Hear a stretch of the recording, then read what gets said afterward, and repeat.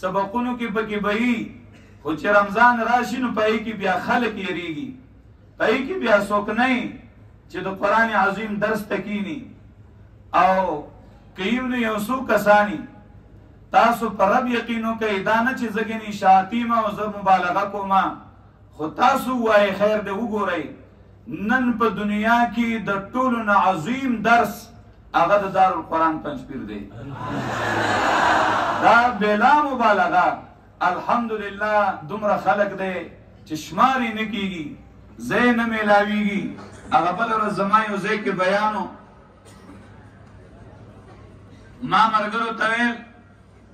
ویم نورې خبرې پرېږدئ، ورشئ د پنجپیر په جوماتونو او مدرسه کې وګورئ د ناستې خو لا نه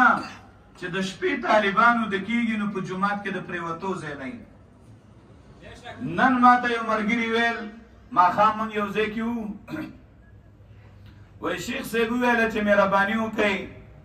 که ملګري چې میلمانه شپې له راځي نو بیا به ځای نه تکلیف به وي، هغې له تکلیف مه ورکوئ. دومره مسافر او دومره طالبان راغلي دي چې بیټوکونه ډک دي، جوماتونه ډک دي، لوی لوی جوماتونه یي. ما هغه ملګرو ته ویل اوس خو زه چې شین اسماني خو څوک دننه جومات کې سملي او څوک بار صحن کې سملي، چې باران نو ما سره دا غمي چې دا به په ناسته شپه تېروي که دا به څه کوي چې یو جومات کې 200 کسان په لمونځ کې نه ځایږي او په یې کې 200-250 طالبان ډېروي، نو دا چې خپې غځئ خو خامخا څه ځای خو به نیسي که نه. او نو دا چې شپه او باران شي نو دا غریبانان به دا شپه په ناسته تېروي که څه به کوي. موږ په دې خوشحاله یو، الله دې نور هم دې له چې دی نو توسیع ورکړي او الله دې دا مرکز هم کولاو کړي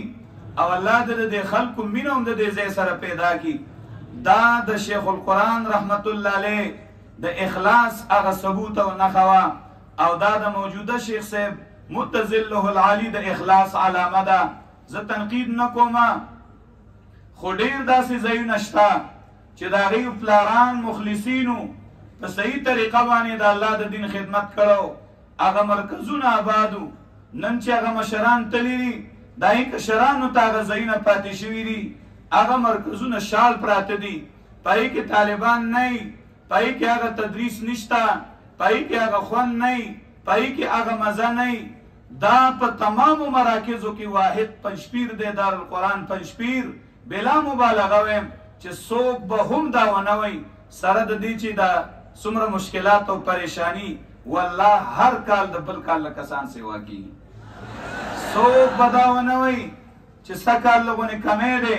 چې دا طالبان چېرته لاړل او ولې به نه سیوا کېږي چې الحمدلله دا شاګردان چې خپل کلي ته لاړ شي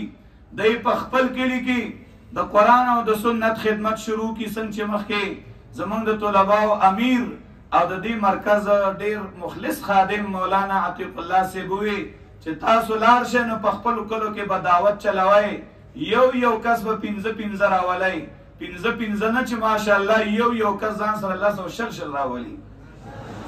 چې په یو ځای کې څوک درس کوي. نو الحمدلله دا د دې جماعت اثر دی چې چېرته یو موحد انسان درس کوي د خلکو په زړونو کې د قرآن سره مینه پیدا کېږي، او چې یو کال هلته د خپل استاد نه درس وکړي نو بل کال ورته هغه وایي زما خو خپل دا کوششي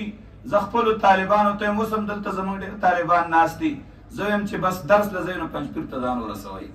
لفظي ترجمه زده کوئ نو مرکز ته ځان ورسوئ، پنجپیر ته ځان ورسوئ. الحمدلله زما د رب نه امید دی چې کال په کال به الله دې له ترقي ورکوي او الله دې ورم کړي، الله دې دا مرکز آباد لري. زه سینام یم